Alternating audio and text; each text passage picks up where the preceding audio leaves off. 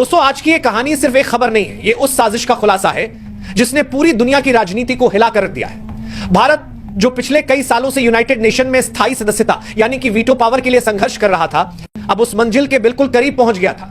दुनिया के 146 से भी ज्यादा देशों ने भारत के समर्थन में अपनी मुहर लगा दी थी। सबको लग रहा था कि इस बार कोई नहीं रोक पाएगा, यहां तक कि भारत का सबसे बड़ा प्रतिद्वंदी चीन, जिसने हर बार भारत की राह में रोड़े अटकाए, इस बार झुक गया था। चीन ने भी भारत को समर्थन देकर सबको चौंका दिया था। ऐसा लगने लगा था कि अब भारत के हाथ में वो ताकत आने वाली है जो दुनिया के सिर्फ 5 देशों के पास है।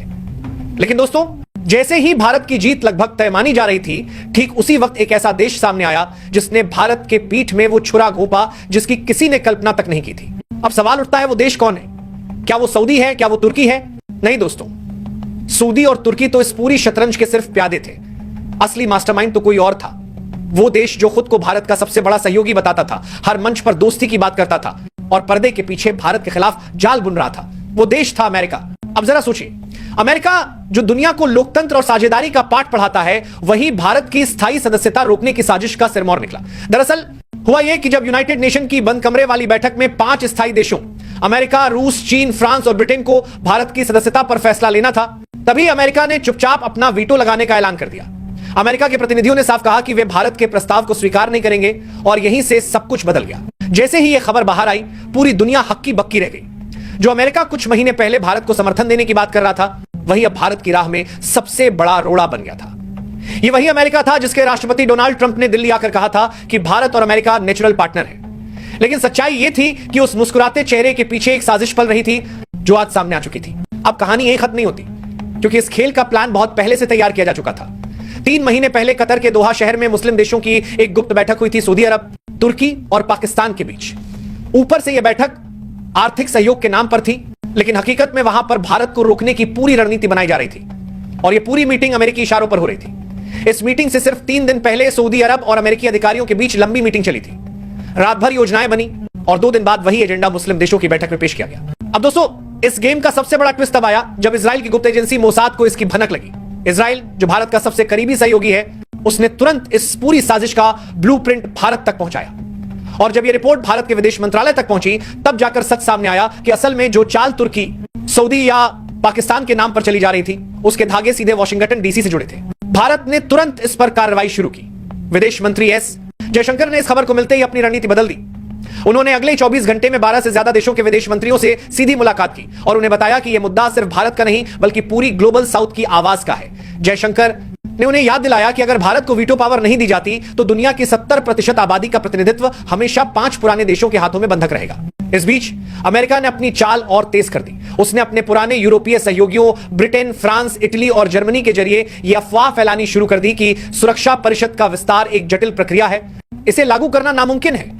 लेकिन दोस्तों, भारत अब पहले वाला भारत नहीं था। जयशंकर ने प्रेस कॉन्फ्रेंस में तीखे शब्दों में कहा, जब 1945 में दुनिया युद्ध की तबाही से जूझ रही थी, तब यूएन बनाया जा सकता था, तो आज क्यों नहीं बदला जा सकता? उनके इस बयान ने दुनिया का रुख बदल दिया।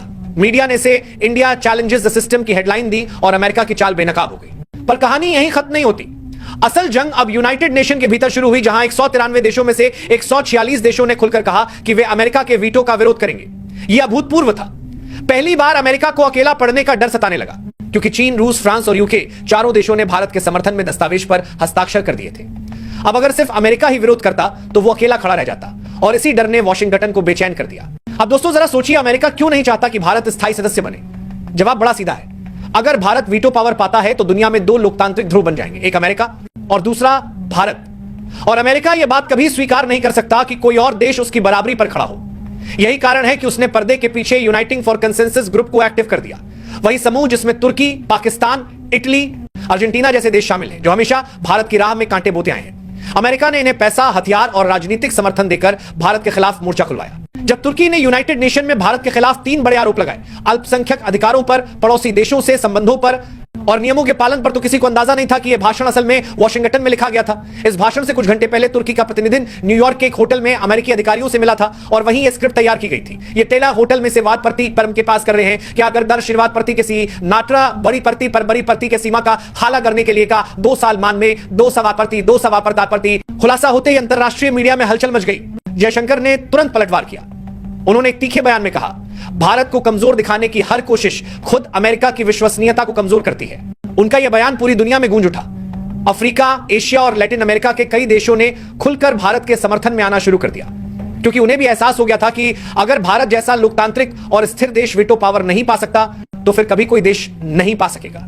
उधर अमेरिका ने सऊदी और तुर्की को और उकसाना शुरू किया। भूमध्य सागर, मेडिटेरेनियन सी में तुर्की ने भारत के युद्धपोतों को धमकी दी कि अगर वे पीछे नहीं हटे तो नतीजे भुगतने होंगे। लेकिन तुर्की के इस बयान के पीछे भी अमेरिका का दिमाग था, क्योंकि अमेरिकी युद्धपोत पहले से तुर्की के पोर्ट पर तैनात थे। भारत को डराने के लिए अमेरिका ने 8 अतिरिक्त वॉरशिप्स उस इलाके में भेज दी, पर भारत भी चुप नहीं बैठा। उसने अरब सागर और रेड सी में अपनी नौसेना की तैनाती बढ़ा दी। यह एक सीधा संदेश था, अगर लड़ाई चाहिए तो हम तैयार हैं। इस बीच भारत ने यूनाइटेड नेशन में एक और बड़ा दांव चला।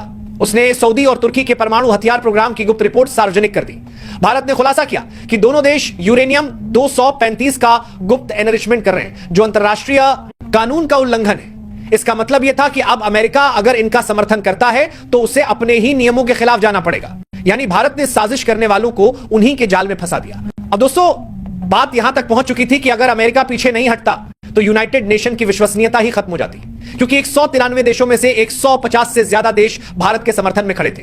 और अब नई चर्चा शुरू हुई। अगर 4 स्थायी देश किसी प्रस्ताव का समर्थन करें और सिर्फ एक विरोध करे तो उसका वीटो अमान्य घोषित किया जाए।